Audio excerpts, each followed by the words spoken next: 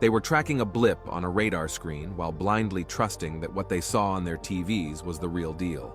And here's the kicker. The press didn't have a fancy direct feed to the moon landing spectacle.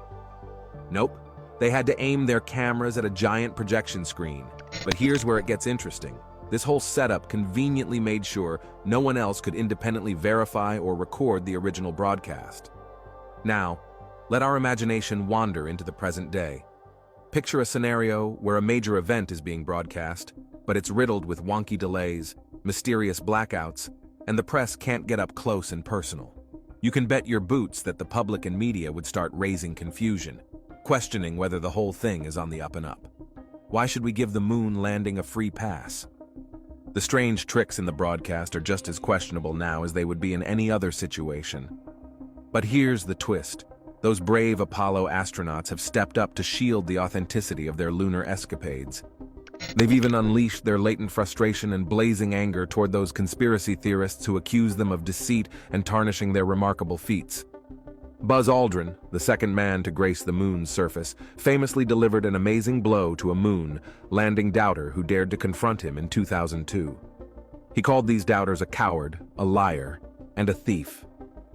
Later, Aldrin admitted to having some remorse for his actions, but let's be real, the provocation was just too much to bear.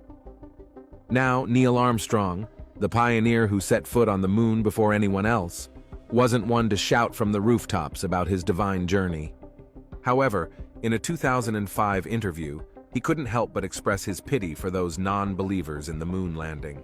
In his words, they were missing out on a once-in-a-lifetime adventure and one of the absolute gems of the 20th century.